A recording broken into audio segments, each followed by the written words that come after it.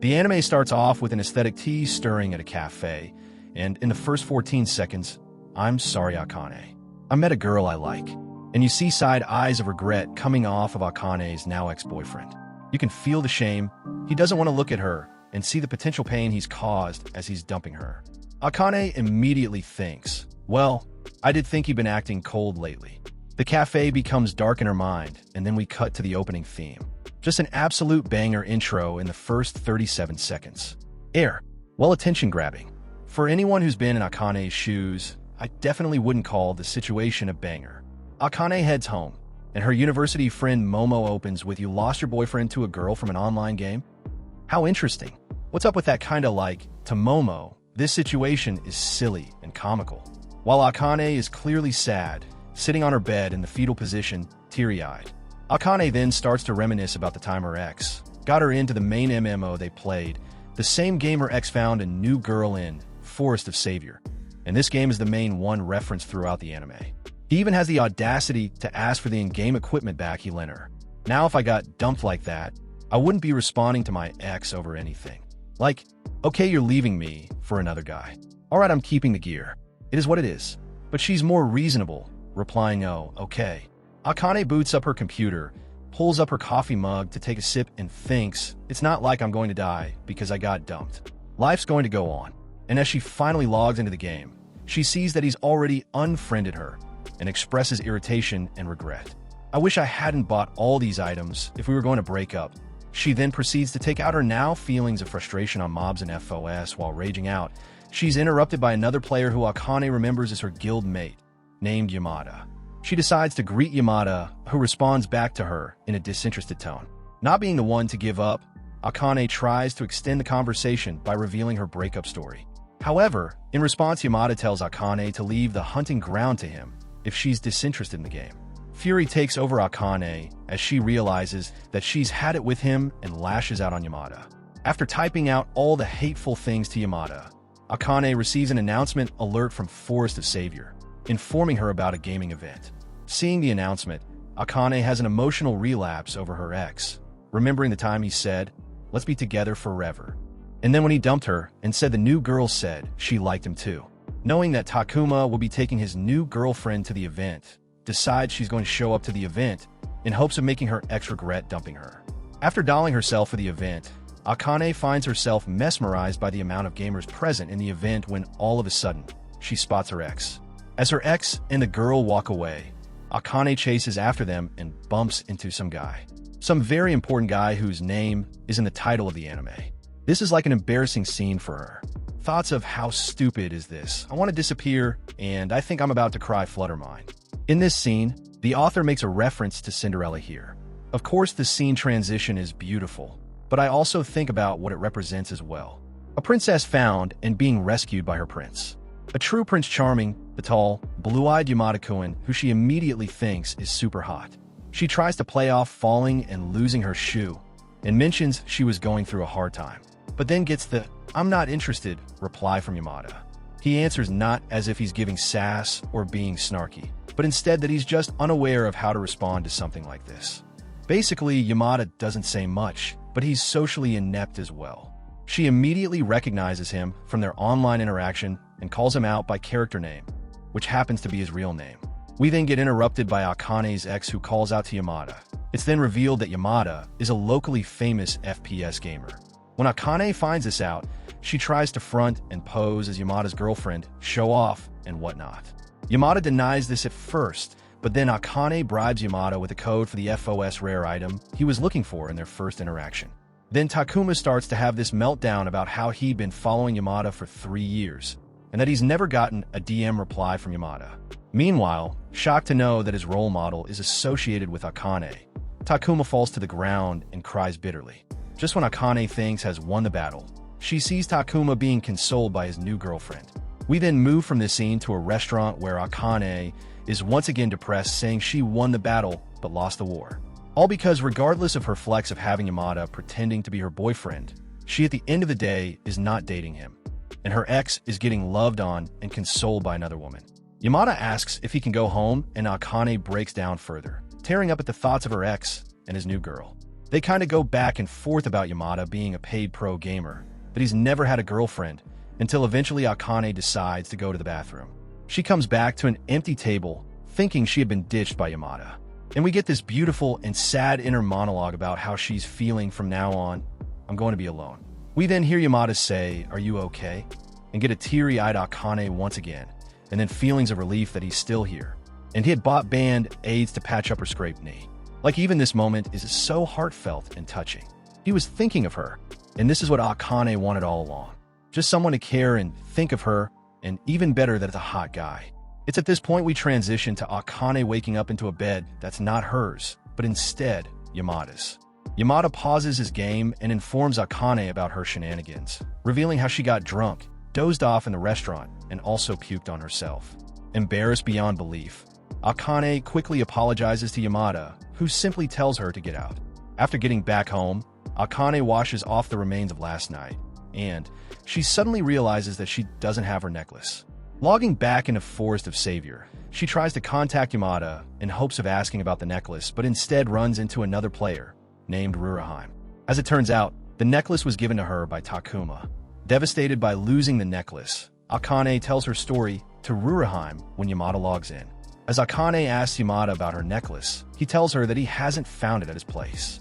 Bummed to hear that, Akane observes Yamada's conversation with Ruraheim.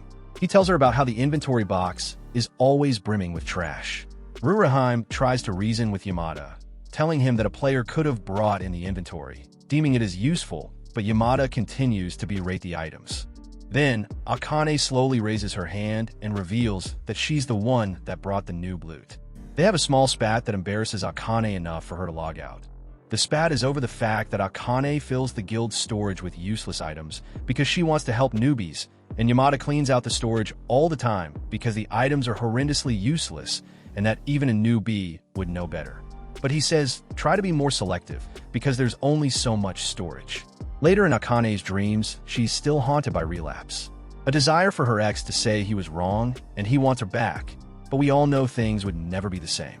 And then we end the dream in a burst of her ex's new girlfriend saying Takuma's name. We transition to Akane post-nightmare having lunch with Momo, who slaps Akane with the hard truths. Momo wants to hear about the hot gamer nerd, Yamada. Akane's depressed over the necklace she lost, and then Momo hits her with the "what do you want with a gift from the guy who jilted you? You're still not over him. I guess that's how you are, always scheduling things around him. You started playing online games, which you had zero interest in, just for him. Like, damn, Momo is a straight savage, and straight hit Akane with your codependent. You did everything and carried the relationship for a guy who didn't love you as much as you loved him." After the pep talk, Akane heads to the subway, where she witnesses a group of high schoolers confessing to none other than Yamada. As he turns the girls down, Akane stops him and apologizes to him for barfing at his place. They walk off in the same direction, and he mentions he wanted to see her again, but not for the romantic purposes she's probably thinking. Yamada reveals he had broken the heart necklace, and you get these moving next few scenes where you never see Akane's face, but you know she's sad. She utters the words, "The heart is in two pieces." While never seeing her face, you see her try to brush off the sadness, so Yamada doesn't see, but we know, and we know he knows. She then says, "Thanks for going to all this trouble. So you've been carrying it around all this time." She laughs, but there's a sadness to it that's palpable. She's still trying to brush off her feelings of hurt, but isn't very good at it. "Oh, I should have logged in. That must have been a hassle." As they get out of the station and into the outside where it's raining, she just says, "Thank you. I was planning to toss it anyway, so don't worry about it." And you finally see her face where she fakes a smile and tries to walk off into the rain. But Yamada runs out to her, gives her an umbrella, and says you don't have to give it back. Then we move to Akane laying in bed with a broken necklace and her reflecting on the umbrella event with Yamada. Through a small scene where she has to clean her room out because her mom shipped all of Akane's stuff out of her house. Momo confronts her with the two symbolic items: the broken necklace from her ex and the umbrella she received from Yamada. Momo says the umbrella's new, so you'll still be using it, right? And this necklace is broken, so can I throw it away? Already leaning into the symbolism of moving on to Yamada. And then we get to the flashback of what Yamada said earlier. Try to be more selective, because there's only so much storage. And this really resonates with Akane, and she learns a valuable lesson. I can't hold on to every single thing that's precious to me. And she actually chooses to keep a teddy bear her grandma gave her. And you get a small scene of her basically giving up her memories of her ex. And we get this beautiful transition of beer where Momo decides to treat her out. Of course, we then get Akane and Momo intoxicated, giving Yamada's umbrella back to him in the dead of night. And aside from a goofy, drunk Momo hitting on Yamada, we get a genuinely heartfelt thank you from Akane to Yamada, thanking him for being there for her. He himself thinks of when he saw her crying at the dinner table the night of the FOS event.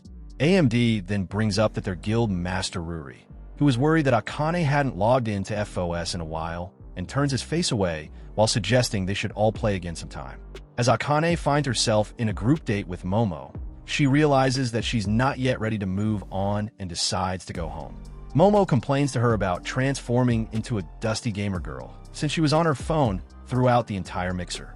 Akane then informs her that she was talking to Ruri and shows Momo her avatar. Observing the cute bunny girl avatar, Momo tells Akane to consider the possibility of Ruraheim being a catfish and secretly a fat old guy. Ignoring Momo, Akane logs into the game and finds Ruraheim and Yamada alone.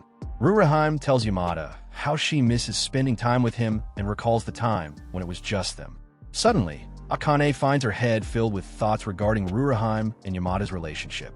The next day, Akane continues to obsess over Yamada's relationship when the guy from her group date stops to chat her up. With Yamada occupying her mind, Akane completely ignores the guy. All of a sudden, she spots Yamada with a gothic bunny lowly girl at the subway station. Seeing the mysterious girl who Akane thinks might be Ruraheim clinging to Yamada, she gets upset and runs off. Arriving back home, she receives a text from Ruraheim requesting a meetup. As Akane jumps on the opportunity, she dresses herself up and heads out to meet Ruraheim and her guild members. But on the way to the cafe, she actually gets lost. She then bumps into a pretty important FOS nerd who walks her to the cafe. And after this nerdy but handsome dude stops his rant about FOS, they get flagged down by Ruraheim. Akane then spots Yamada and runs over to him.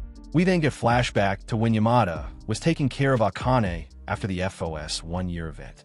Yamada gets away from his computer to check on her, and she wakes up and starts crying into him, thinking that Yamada is her ex and telling him to go because he doesn't like her anymore while clinging onto him. What I love most is we finally start to get Yamada's inner thoughts. He thinks clinging while telling me to go. Isn't that a contradiction? Seems that way to me, but probably not what I think. I'm clueless, but if I move now, I have a feeling she'll cry harder. She's been crying nonstop. How miserable can she be? This thing called romance. It's rough, isn't it? You can sleep in peace till morning. With the group settled in the cafe featuring Forest of Savior, Akane finds herself completely lost upon seeing all the members of the guild. She turns to the presumed Ruraheim, who looks at her with cold eyes. Akane asks her about the friendly old man and the boy radiating golden retriever energy. The girl coldly reveals that the old man goes by the name Komoda Takizu, and the boy with glasses is her big brother, Sasaki Ida. With those words, she clarifies that her gamer tag isn't Ruraheim, bluntly expressing her lack of recognition toward Akane. Noticing the slightly tense environment, Yamada tells Ida to start the introductions before proceeding on. With that, Ida discloses himself as Ruraheim, leaving Akane utterly bamboozled. She quickly assigns him the label of a nekama, a term reserved for boys adopting female personas online. However, Ida strictly tells the group that he isn't a nekama and starts babbling about how he's one with Ruraheim, his alter ego. Realizing that no one ordered a cappuccino, the old man tells Ida to calm down and takes charge of introducing himself and the angry Chibi, Ida's younger sister, Runa. With the introductions over, Akane realizes quickly that Runa hates her guts for some reasons. Knowing that there's no way Yamada is dating Ida, Akane happily tells him how she thought he and Ruraheim were a thing. Yamada then reveals that Ida is actually his senior, and he has to let him do as he pleases in the game. Upon hearing that, Akane tells Yamada that she's glad. This strikes a nerve in Runa, who bluntly asks Akane if she's in love with Yamada. As things start to heat up, Yamada excuses himself to go outside. Wanting to check up on his friend, Ida asks Yamada if he's fine. Yamada reveals that he thought Akane wanted him to disappear. This makes Ida facepalm mentally, as he remembers how oblivious Yamada is to the feelings of girls. After the group meet, Ida bids everyone goodbye and apologizes to Akane for not being able to walk her home. In the meantime, Runa stares at Akane coldly. If looks could kill, Akane would be long dead. Runa then reveals to Komoda that she hates Akane. And with that, she makes it her life mission to kick Akane out of the guild. While riding the subway with Yamada, Akane finds herself in an awkward state after running out of things to say. She then looks around and finds everyone bedazzled by Yamada's handsome face. After arriving at their spot, Akane learns that Yamada lives alone and only eats junk from the convenience store. This prompts her to rush home and whip up a delicious curry for Yamada. During their conversation, Akane gets a call from Runa, who apologizes to her for being mean. She informs her that she'd like to meet her on Saturday to get to know her better. After ending the call, Akane expresses her happiness over receiving a call from Runa. Once Saturday approaches, Yamada receives a call from Ida, wondering if he is still up for tutoring Runa. This surprises Yamada as he recalls Runa asking Akane to meet her on Saturday. Shrugging it off as his bad memory, Yamada informs Ida that he'd be at his place shortly. In the meantime, Akane finds herself in an awkward position as sitting before her is not Runa, but a strange man who has convinced himself that she's Ruraheim. Suddenly, Akane receives a text from Runa, notifying her of the inability to make it. In a follow-up message, Runa informs Akane that she's arranging for an online friend to take her place. Taken aback by the text, Akane excuses herself from the creep in the suit and rushes to the ladies' restroom. As Yamada makes his way to the Sasaki residence, he asks Runa if she had plans. Just as Runa is about to deny, Yamada sees Akane calling Runa.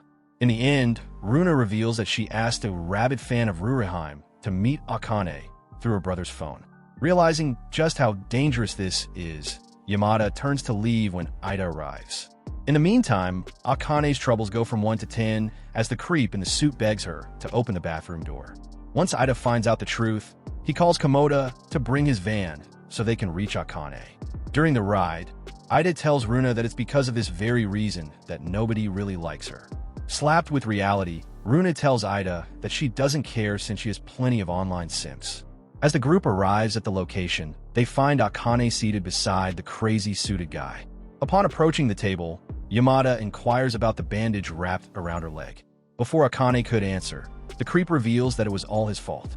As it turns out, the guy, convinced that Akane had fainted in the bathroom, rushed to the stall to offer her some pain relief medicine. However, caught off guard by his sudden appearance, Akane's reaction resulted with her accidentally hitting her leg against the toilet seat. With Akane fine, Ida sternly grabs Runa's arm and tells her that she's about to receive a lecture.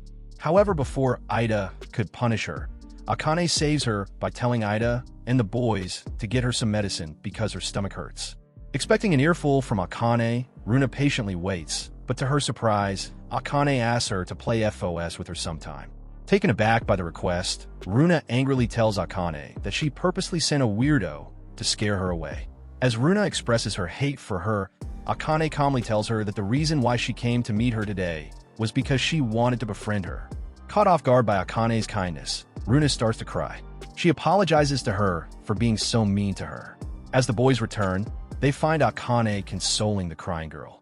Being the apple of her family's eyes, Runa had gotten used to the princess treatment and, as a result, developed a rather spoiled attitude towards unfamiliar people.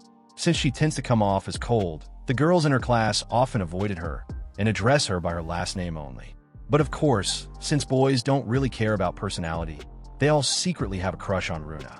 For Runa, the case is entirely different as she prefers handsome men like her brother and, of course, Yamada. However, recently, Runa has started opening her icy cold heart to Akane. While she knows they aren't friends on an equal footing since Akane is older than her, Runa tries her best from her end at least. Since Runa is used to all the coddling, she finds herself often sulking when Akane doesn't treat her like a kitten that is starving for attention. But despite it all, one thing is for certain, Runa has taken a liking to Akane. One day, Akane invites both Momo and Runa for a girls' day at her apartment. While Akane's engrossed in FOS, Momo yaps about wanting to get married. However, knowing that to get married one needs a husband, Momo bitterly expresses how she doesn't even have a boyfriend yet. To make matters worse, she finds her best friend completely nerding it out with a middle schooler. As Momo begs Akane to go on a group date with her, Akane tells Momo to give online gaming a chance and invites her to watch as she hunts. Then, all of a sudden, Akane's laptop ends up crashing down, just like her love life. Upon returning home, Runa tells Ida about the mishap. Ida then calls Yamada and asks him to help Akane out with her computer. So the next day, Runa brings Yamada to Akane's apartment. As Yamada tells Akane that he has come to fix up her computer, Akane stares at Yamada like he's the Jesus for broken computers. After letting the two in her apartment, Akane tries her best to understand Yamada's lesson on broken hardware, but fails to have it sink in. In the meantime, Runa observes Yamada and Akane together. Finding the two cute, she snaps a picture and sends it to Ida, who asks Runa to help them get closer so they can have a happy romantic comedy ending. It turns out, rom-com for middle schoolers means something entirely different as Runa tries to force Akane into taking a shower so she can send Yamada to her bathroom, all while secretly hoping the two have a cliché lucky pervert moment like in a lot of anime. But when that plan flops, Runa pushes Akane in Yamada's lap, which turns into a disaster as Akane ends up whipping Yamada with her hair. While apologizing, Akane closes the gap between them, prompting Yamada to flee the scene. While running away from Akane's place, Yamada stops by a convenience store to buy a drink when a female cashier tries to ask him out. He doesn't know what she means, but he isn't interested. Noticing the sadness on the woman's face, Yamada begins to wonder why she's upset. It turns out, Yamada isn't the cold-hearted guy that everyone perceives him to be. He's just emotionally unaware. Upon returning back to Akane's apartment, Yamada finds the girls napping peacefully. Not wanting to disturb them, Yamada begins to work quietly on Akane's computer. After staring at Akane, Yamada sneakily removes her hair clip and allows her hair to fall into its natural state. All of a sudden, the bell rings, and as Yamada goes to open the door, he finds Takuma before him. Shocked to see his idol, Takuma fanboys all over Yamada and bombards him with questions, wondering why he's here. Once Yamada states that it's complicated to explain, Takuma composes himself and tells Yamada that he has come to return Akane's containers, revealing how she used to make him bento all the time. Takuma hands the bag to Yamada and tells him to inform Akane that the boxes just appeared out of nowhere. After Takuma leaves, Yamada finds Akane by the door. She thanks him for dealing with her ex as they make their way inside. Yamada then hands her the hair clip, revealing how he took it off. When asked about why he did it, Yamada tells her that he doesn't know why. He just felt compelled to. The next day, Akane finds a part-time job at a convenience store. She calls Momo to inform her about the job, revealing how Ida gave her new parts for her computer and that she wishes to pay him back as soon as possible. Later that night, Akane joins the game and is greeted by Ruraheim, who reveals that Komoda is their vice guildmaster. Meanwhile at school, Yamada attracts the attention of a group of freshman girls while disposing of trash bags. Simultaneously, Okamoto, his classmate, invites him to join a school pageant, an offer Yamada has been consistently declining year after year. Amid casual banter about a future gaming session, Yamada's phone incessantly rings, leading him back to the classroom. There, he discovers Tsubaki, the class rep, had muffled the sound with a towel. Returning the towel, Yamada gets scolded by Tsubaki, who tells him that he's gotten sloppy in FPS games, blaming it on his newfound enjoyment in MMO games. Yamada defends himself, citing lag from an overseas server, but Tsubaki dismisses it as an excuse. Checking his phone, Yamada finds a guild announcement from Ida, instructing him to secure tickets for Tusei Academy's public culture festival. In the course of casual conversation, Yamada realizes Akane is listed as the guild's sponsor among the attendees. During the culture festival, Akane arrives late at the meeting spot due to an overnight work call. Joined by Ida, Komoda, and Runa, they explore Tusei Academy. Runa, expressing anxiety about the upcoming entrance exam, discusses it as they part ways with Ida and Komoda, who head to the haunted house. Akane and Runa continue their stroll, but Runa excuses herself, explaining to Akane that she needs to use the restroom due to nervousness. As Akane waits outside, she receives a text from Ida about meeting in 15 minutes. She then finds herself wondering about Yamada when he suddenly appears before her. Noticing how busy he is, Akane decides to silently observe him until he walks inside his class. Meanwhile, Yamada excuses himself from Tsubaki to rendezvous with Akane near the restroom, revealing he saw her earlier but was occupied resolving class booth issues. Akane, feeling like a little girl, smiles knowing that Yamada finally noticed her. Later, Akane tells Yamada about Runa getting stomach pain due to nervousness, which prompts them to take Runa to an infirmary. As Runa notices Yamada updating Ida about her condition, she snatches his phone and begs Yamada to not inform Ida, expressing her desire to enjoy the festival. Understanding Runa's wishes, Akane decides to buy her food. With Yamada by her side, Akane finds all eyes on her, prompting her to walk ahead when all of a sudden, Yamada's PE teacher comes out of nowhere and pesters Yamada to join the beauty pageant. He stops mid-track and notices Akane and asks her what high school she goes to. As Akane reveals that she's a college student, Yamada's PE teacher reveals to the onlookers that Yamada is into older girls. Then all of a sudden, Yamada's fangirls bombard the two with various questions causing them to run for their lives. After regrouping with Ida and Komoda, Akane vents her frustration about Yamada's fangirls. In response, Ida tells Akane to just date Yamada. When he asks Yamada about his opinion on the matter, Yamada decides to play along by expressing his openness to the idea. Flustered by the joke, Akane runs off telling Ida that she hates him. Just as Ida is about to chase after her, Yamada rushes after Akane, something Ida would have never expected. Noticing how Akane is headed for the stairs, Yamada stops Akane by calling her first name. After dragging Yamada to a more secluded area, Akane apologizes for reacting weirdly. Yamada then apologizes for the joke, but Akane assures him that she's not mad about it. With the issue resolved, Akane questions what he would have done if she took Ida's joke seriously. Yamada reveals that he would have considered it an honor, acknowledging she's out of his league. After a moment of shock for Akane, the two head out to buy food for Runa. As Yamada stops by the convenience store where Akane works, her colleague asks Akane whether the two are dating. Akane quickly dismisses the idea, which makes the woman ask if she is in love with Yamada.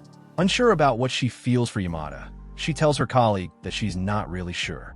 As the two walk home together, Akane can't help but think about her confusing feelings for Yamada. After shrugging away the thoughts, Akane hands a homemade meal to Yamada as a thank you for fixing her computer. With problems related to the heart, the only solution is to turn to a friend, and that's exactly what Akane does by calling Momo over. As she rants about the younger guy that may or may not be into her, Momo hits her with an important question. Is she into Yamada?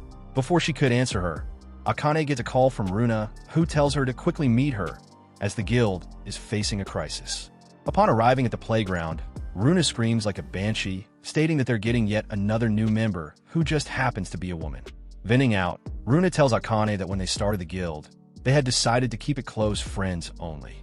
Once her worries turn into anger, she tells Akane that she has prepared a plan to drive the woman out. Sadly realizing that she's the adult in this situation, Akane consoles Runa by telling her that instead of going crazy on the poor woman, she should open her heart out to the possibility of having a new friend. However, as Runa reveals that this new woman is an acquaintance of Yamada, Akane considers the possibility of a love rival. At school, Tsubaki thanks Yamada for letting her join the guild. Later, while walking home, Tsubaki notices Yamada getting a call from Akane.